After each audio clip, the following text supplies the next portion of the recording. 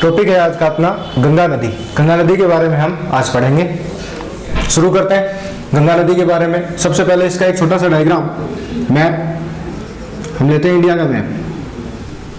और ये अपना मानचित्र है।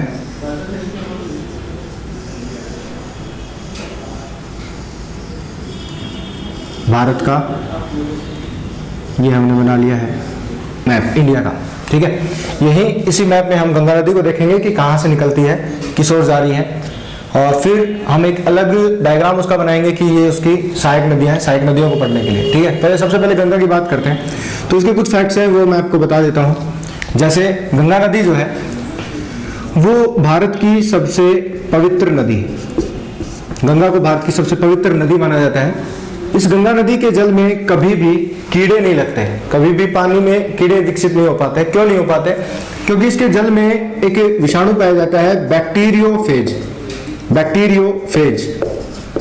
बैक्टीरियोफेज नामक विषाणु के कारण गंगा नदी के पानी में कभी भी कीड़े विकसित नहीं हो पाते हैं, ठीक है। विषाणु जैसे कीड़े विकसित होते हैं तो बैक्टीरियोफेज नामक विषाणु जो होता है वो उनको नष्ट कर देता है।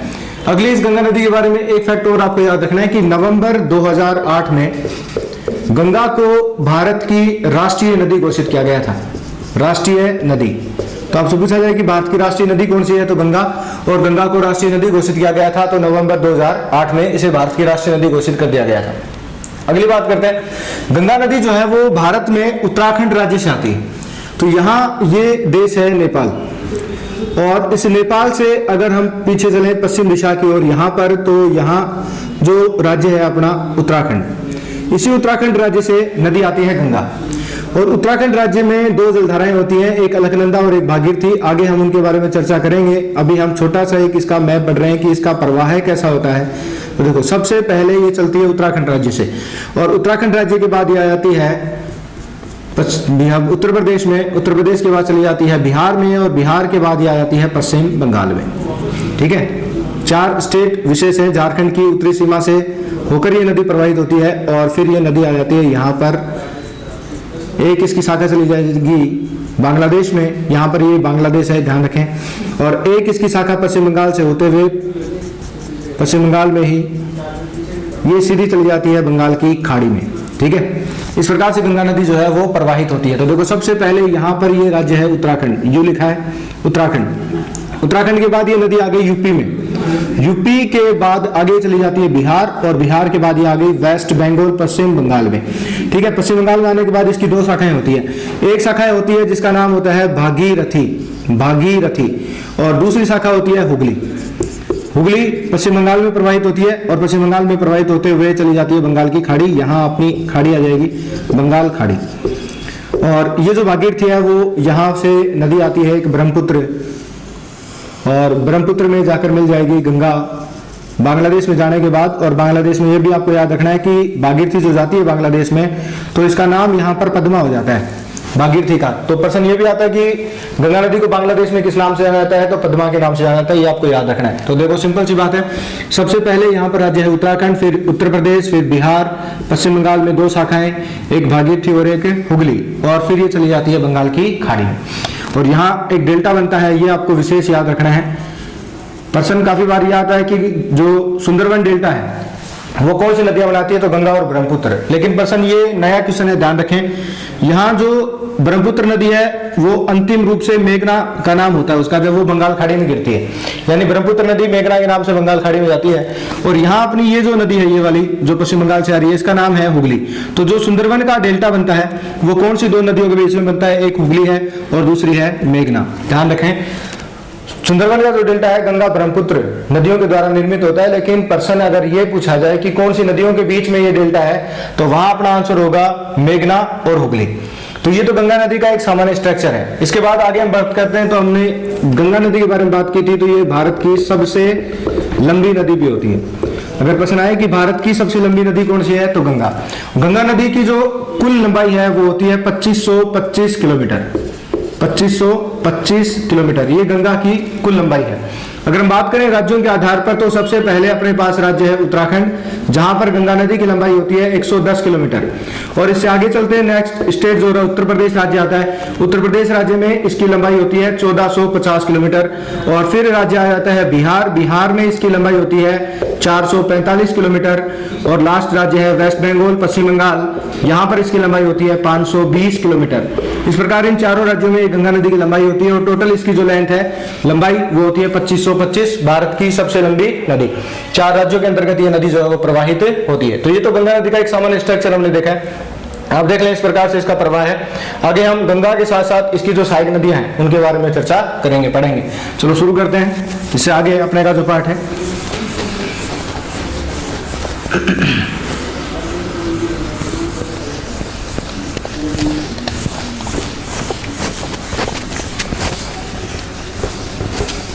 गंगा नदी, तो देखो गंगा नदी जो है वो 2 जलधाराओं में निकलती है।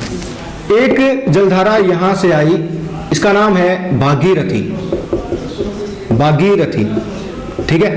और दूसरी शाखा इस तरफ से आती है जिसका नाम है अलकनंदा, अलकनंदा, ठीक है। ये अलकनंदा हो गई। और ये ऊपर से जो शाखा आ रही है इसका नाम है भागीरथी। अलकनंदा कहां से आती है? अलकनंदा आती है 2 जलधाराओं में। एक का नाम होता है धौली गंगा और दूसरी जलधारा का नाम होता है विष्णु गंगा।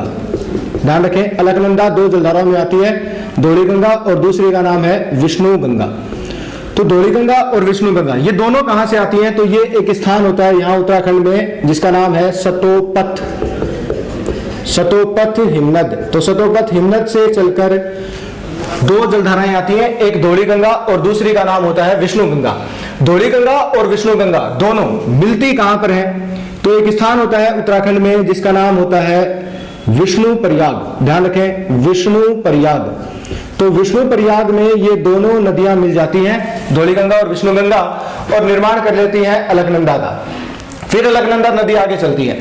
अब इस अलकनंदा के बारे में भी आपको 2 बातें याद रखनी है। अलकनंदा नदी में 2 नदियां आकर मिलती हैं। एक का नाम होता है पिंडार, पिंडार, और एक नदी होती है मंदाकिनी, मंदाकिनी। तो अलकनंदा में 2 नदियां आकर मिली, एक पिंडार और एक मंदाकिनी। दोनों के बारे में आपको याद रखना है कि पिंडार और मंदाकिनी किसकी सहायक नदियां हैं? तो दोनों अलकनंदा की सहायक नदियां हैं, ठीक है, इनको याद रखना। आगे हम चलते हैं तो भागीरथी की बात करते हैं। भागीरथी नदी कहां से आती है? तो भागीरथी नदी जो है ये वाली, ये नदी आती है गंगोत्री हिमनद से, गंगोत्री हिमनद। और गंगोत्री हिमनद जो है वो होता है उत्तराखंड में। उत्तराखंड के गंगोत्री हिमनद से नदी चलकर आती है भागीरथी। और इसी भागीरथी नदी के ऊपर उत्तराखंड में एक बांध बना हुआ है जिसका नाम होता है टिहरी बांध, टिहरी बांध।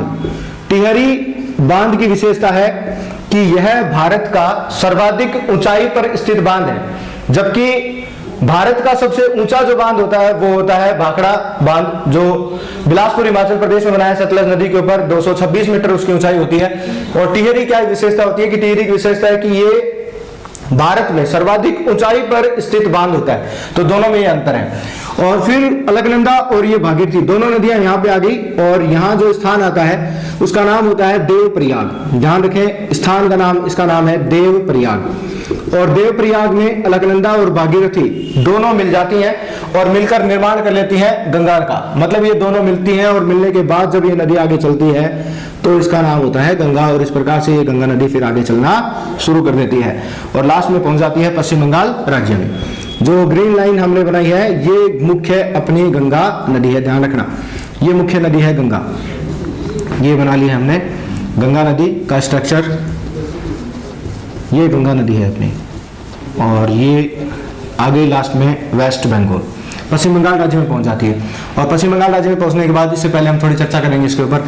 तो जैसे ये नदी देवप्रयाग उत्तराखंड से जब आगे आती है तो यहाँ पर एक स्थान आता है और उस स्थान का नाम है हरिद्वार, हरिद्वार, ठीक है। हरिद्वार की क्या विशेषता होती है कि हरिद्वार उत्तराखंड में है और यहां से गंगा नदी जो है वो मैदान में प्रवेश करती है। तो प्रश्न आए कि गंगा नदी किस स्थान से मैदान में प्रवेश करती है? तो हरिद्वार उत्तराखंड से प्रवेश करती है।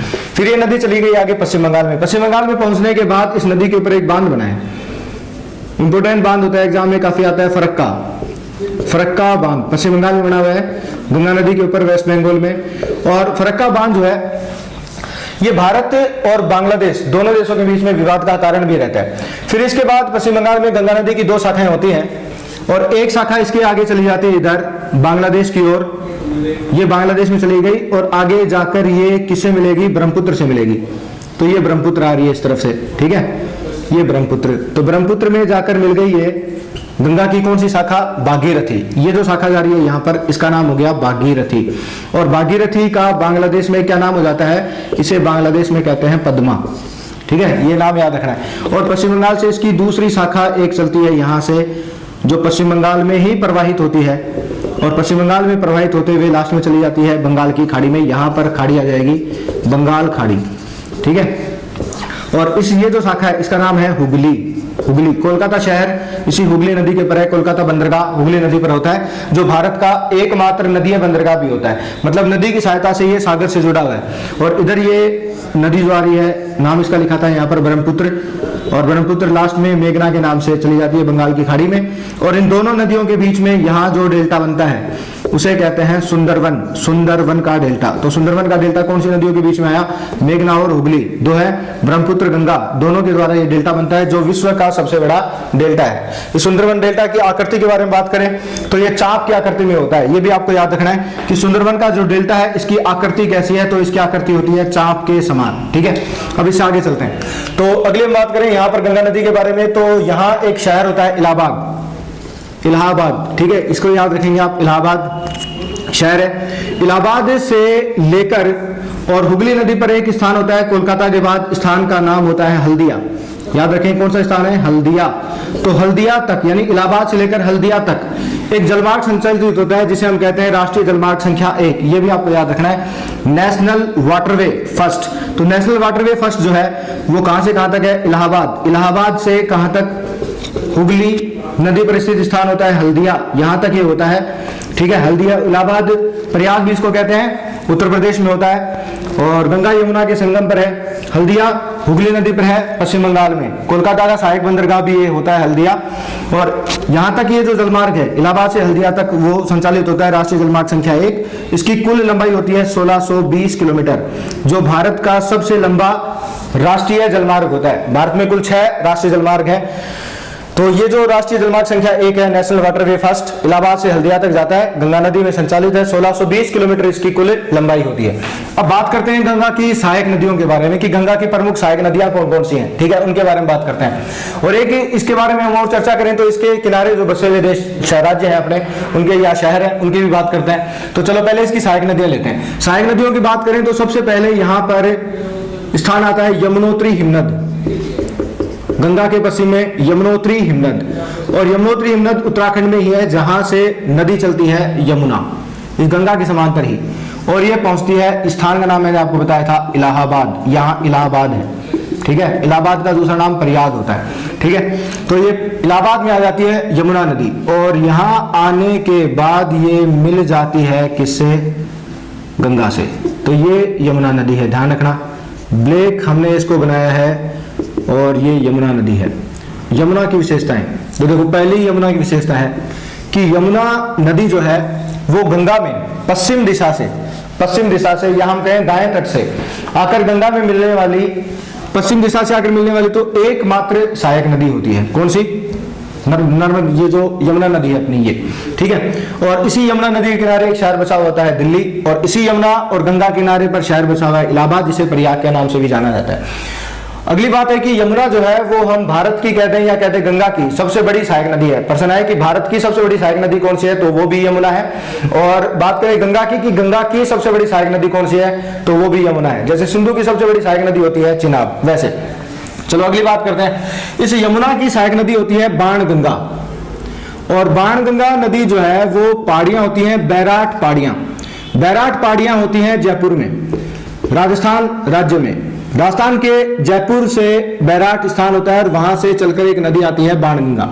बाणगंगा को अर्जुन की गंगा भी कहते हैं, ये आप याद रखना। बाणगंगा का दूसरा नाम होता है अर्जुन की गंगा। तो यहां से ये बाणगंगा नदी आई जयपुर से, बैराट पहाड़ियों से चलकर, और आगे आकर यमुना में आकर मिल जाती है। कहां पर आकर मिलती है, तो इस स्थान का नाम आपको याद रखना है। ये स्थान जहां पर बाणगंगा यमुना से मिलती है उस स्थान का नाम होता है फतेहपुरा। फतेहपुरा, और फतेहपुरा किस में आता है? तो ये आता है आगरा में, और आगरा आपको पता ही है कहां पर आता है, उत्तर प्रदेश में आता है। ताजमहल भी यहां पर स्थित होता है यमुना नदी के किनारे पर। ठीक है, तो ये तो हुई अपनी कौन सी नदी? बाणगंगा। बाणगंगा की अगर हम बात करें तो ये राजस्थान की ओर से यमुना में सीधे मिलने वाली, यानी डायरेक्ट मिलने वाली किसी की सहायक नदी नहीं होती, सीधे जाकर यमुना में मिलने वाली राजस्थान की एकमात्र नदी होती है बाणगंगा, जिसे अर्जुन की गंगा भी कहते हैं। चलो अगली नदी की बात करते हैं। तो यहाँ दक्षिण से एक नदी चलकर आती है और इस नदी का नाम होता है चंबल। क्या नाम है? चंबल। इस नदी का नाम होता है चंबल नदी। चंबल नदी के बारे में आपको पता हो कि ये नदी आती कहां से है? तो चंबल नदी का उद्गम होता है महू, इंदौर, मध्य प्रदेश में विंध्याचल पर्वत श्रेणी की जानापाव पहाड़ियों से। महू, इंदौर, मध्य प्रदेश में विंध्याचल पर्वत श्रेणी होती है और वहां की पहाड़ियां होती है जानापाव, वहां से नदी आती है चंबल। और आगे ये नदी चली जाती है चंबल कहां पर? उत्तर प्रदेश में। और उत्तर प्रदेश में इस नदी का जो अंतिम स्थान होता है वो होता है मुरादगंज। स्थान का नाम याद रखना, मुरादगंज। और मुरादगंज जो होता है ये आता है इटावा, और इटावा आता है किसमें? उत्तर प्रदेश में। ठीक है, यहां आने के बाद चंबल नदी जो है वो किससे मिल जाएगी? यमुना। अब बात करें कि यमुना तो गंगा की सबसे बड़ी सहायक नदी है, लेकिन चंबल किसकी सबसे बड़ी सहायक नदी है? तो यमुना की सबसे बड़ी सहायक नदी है, ये आपको याद रखना है। चंबल नदी पर अगली बात करते हैं। तो 4 बांध बने हुए हैं। कौन सी नदी के ऊपर? चंबल नदी के ऊपर। कितने बांध हैं? 4, जिनमें से 3 राजस्थान में है। एक इसके ऊपर बांध बना है जिसका नाम होता है गांधी सागर। गांधी सागर बांध जो है वो मंदसौर, मध्य प्रदेश में बना हुआ है। दूसरा बांध है राणा प्रताप सागर। राणा प्रताप सागर जो बांध है वो बना है रावत भाटा, चित्तौड़गढ़ में। तीसरा इसके ऊपर बांध बना है जवाहर सागर। जवाहर सागर कोटा में बना हुआ है। और एक इस पर बांध बना है कोटा बैराज। कोटा बैराज कोटा में बना हुआ है। ठीक है, ये 4 बांध है चंबल नदी के ऊपर, जिनमें से 3 राजस्थान में है और एक मंदसौर, मध्य प्रदेश में होता है गांधी सागर बांध। ये चंबल नदी के बारे में इस यमुना नदी के तहत इतना अपने को याद रखना है। ठीक है, आगे चलते हैं। अगली इसकी एक सहायक नदी होती है बेतवा। तो यहां दक्षिण से एक नदी चलकर आई और इस नदी का नाम है बेतवा। बेतवा नदी। ठीक है, ये नदी है बेतवा। अब बेतवा नदी आती कहां से है? तो बेतवा नदी आती है कुमरा गांव। कौन सा गांव है? कुमरा। कुमरा गांव, और कुमरा गांव होता है रायसेन जिले में। रायसेन जिला, और रायसेन जिला होता है मध्य प्रदेश में।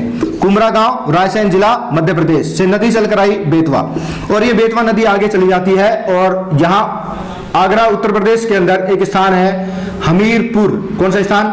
हमीरपुर। हमीरपुर उत्तर प्रदेश में। हमीरपुर उत्तर प्रदेश में आने के बाद जो बेतवा नदी है वो मिल जाती है यमुना से। ये इसके बारे में याद रखना है। चलो अगली एक नदी और लेते हैं, यमुना की सहायक नदी है जिसका नाम है केन। केन नदी कहां से आती है? केन नदी आती है कैमूर की पहाड़ियां। कैमूर पहाड़ियां, और कैमूर पहाड़ियां होती हैं सतना जिला। कौन सा जिला है? सतना जिला। सतना जिला होता है मध्य प्रदेश में। यहां से नदी चलकर आई केन, और यहां से चलकर ये नदी पहुंच जाती है उत्तर प्रदेश में। और उत्तर प्रदेश में केन नदी का जो लास्ट स्थान होता है, अंतिम पॉइंट जहां ये यमुना में मिल जाती है, तो उस स्थान का नाम होता है बांधा। बांधा, और बांधा किस में आता है? यूपी में आता है। यहां आने के बाद केन नदी मिल जाती है किससे? यमुना से। ठीक है, अब बात करते हैं, क्रांति चली थी इंडिया में 2005 में, अमृत क्रांति। अमृत क्रांति का उद्देश्य था नदियों को जोड़ो। ठीक है, तो उस अमृत क्रांति के तहत क्या किया गया था कि भारत में सबसे पहले बेतवा और केन नदियों को जोड़ा गया था 2005 में। याद रखना कौन सी क्रांति हुई थी? अमृत क्रांति। अमृत क्रांति का उद्देश्य था नदियों को जोड़ने से संबंधित। ठीक है, और इस अमृत क्रांति के दौरान भारत में सबसे पहले बेतवा और केन नदियों को जोड़ा गया था। ध्यान रखना कि राजस्थान नदियों को जोड़ने से संबंधित कानून बनाने वाला देश का पहला राज्य है। 8 अप्रैल 2015 को राजस्थान के द्वारा यह कानून लागू किया गया था। जबकि भारत में सबसे पहले जो नदियां जोड़ी गई थी वो बेतवा और केन है। तो ये भी आपको याद रखना है, अमृत क्रांति के तहत 2005 में। चलो अगली बात करते हैं। अब अगली बात करें तो ये तो सारी हमने यमुना की सहायक नदियां पढ़ी हैं। इससे आगे चलते हैं तो इससे नदी है अपनी गंगा, इसकी अगली सहायक नदी लेते हैं। अगली सहायक नदी इसकी आती है सोन। सोन नदी के बारे में हमें क्या याद रखना है कि सोन नदी का सबसे इंपॉर्टेंट प्रश्न ये आता है कि सबसे पहली बात तो ये आती कहां से है? तो सोन नदी जो है वो आती है अमरकंटक पहाड़ियां, मध्य प्रदेश। अमरकंटक पहाड़ियां, और अमरकंटक की पहाड़ियां कहां पर होती हैं? एमपी में होती है, मध्य प्रदेश में, जहां से आती है सोन नदी। और यहां से निकलकर ये नदी पहुंच जाती है आगे कहां पर? पटना, बिहार में। कहां पर आ गई? पटना। और पटना होता है किसमें? बिहार में। यहां आने के बाद सोन नदी जो है वो मिल जाती है गंगा में।